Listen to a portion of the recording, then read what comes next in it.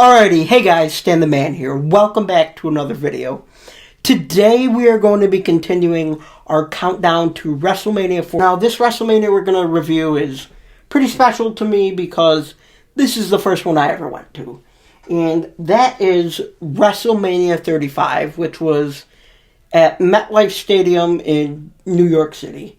It was just, I started driving there at like 12 o'clock in the afternoon. And, we just sat there for hours, plenty of entertainment in the parking lot, listening. You're outside the arena in the parking lot, and they're just blaring the music, testing everything. It was very incredible, just packed all the way to the brim. And then, there's nothing comparing like it when you're walking through the hallway by the concession, and you're getting basically like little peeks between the openings of what the stage looks like and that. But man, you guys know when you see it in the movies and shit, when you walk out and everything slows down and you're just like, it's true, man. It really is true. It was wonderful, and there's nothing that I can really describe or really compare it to. But enough with the nostalgic giddy shit feel. Let's get right into this match card.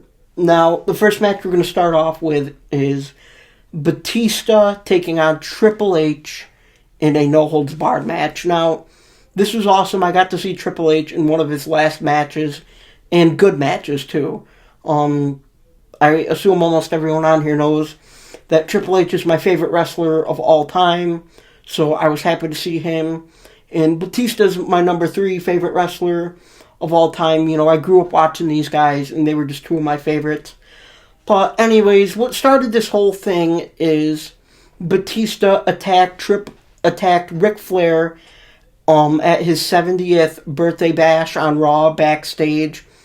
Like, hey, Triple H, do I have your attention now? And, it all started back in Evolution that Triple H just got to do everything he wanted, and Batista pointed out that you've done everything in this company but beat me.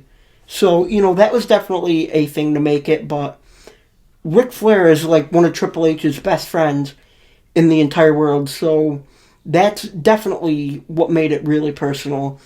So we make it to the match, which overall, I actually thought it was really good. There were some crazy spots where, like, when Triple H whacks Batista over the back with steel chains, where he rips his nose ring out in the middle of the match.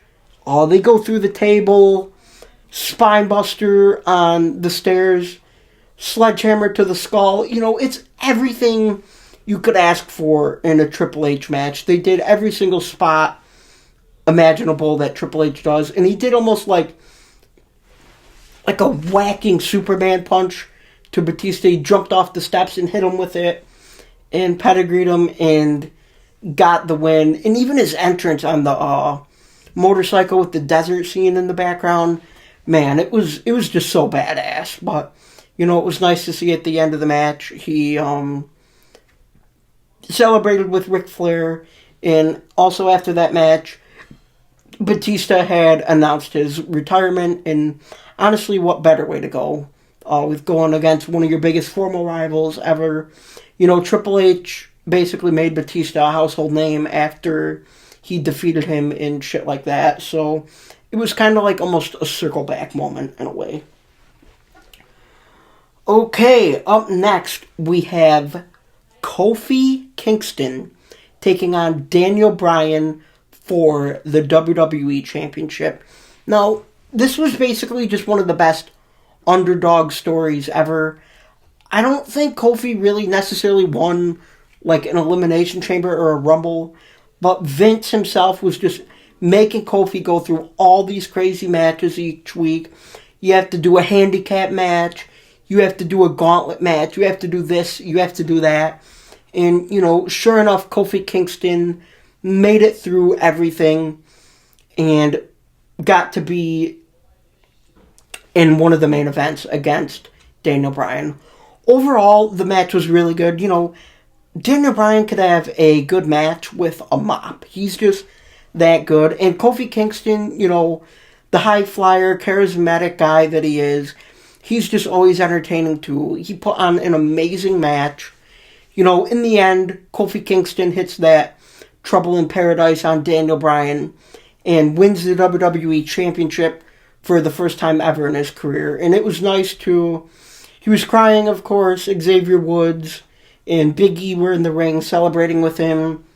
His two kids, everything. It was just, excuse me, it was just a sight to behold. It was really a good thing to be a part of. It's a shame a few months later he got squashed, literally by Brock Lesnar in like 10 seconds in a match, which it sucks that they did him that way and he never got a rematch, but you know what, it was still a feel-good moment, and you can't take that away from him, and I'm sure that was one of his favorite spots in his career ever. And then last but not least, we start with the first match. Brock Lesnar defending the Universal Championship against Seth freaking Rollins. Now, it was just cool because I'd never seen Brock Lesnar before, and this is the only time I've ever seen him. Paul Heyman hyping up the crowd, just doing his announcing for Brock Lesnar, the reigning, defending, undisputed champion. Like, dude, you could really feel it. And, Rollins comes out, Lesnar attacks him before the match, suplexes him on the outside, F5s him, throws him head first into the apron, all sorts of stuff, brings him into the ring, brings him to Suplex City. But there's the one part where Rollins, hits him with the low blow, kicks him in the face, curb stomps him, falls on his face, gets up, goes into the corner, curb stomps him again, hits it one more time, and he slays the Beast right then and there. Like, yes, it actually technically wasn't really a good match. No, but the Brock Lesnar matches are so fast-paced, and they're finisher fest like that. That's just how they are, but everyone cheered louder and louder and louder. Every time Seth Rollins hit a curb stomp, everyone was just louder each time. It was great, and, everyone felt so good, too, because Brock Lesnar was one of those guys, he never defended the title hardly ever, and he was never on TV. The title itself was never on TV, so to have Seth Rollins win that title, basically bring it home to Raw and TV, it was just a feel-good moment, and he held that title for quite a long time. He defended it quite a few times, too. Overall, I think he did a really good job with it, but yeah, guys, so, I'm almost man enough to say this wasn't really one of the greatest WrestleManias ever. I think WrestleMania 40 was a lot better, but you know what? I can't complain. I got to see Brock Lesnar, Seth Rollins, Triple H, Batista, so no way am I going to complain about this show. The show was still absolutely amazing, but just compared to other WrestleManias, obviously it wasn't. But, yeah, guys, that's going to be it for this one.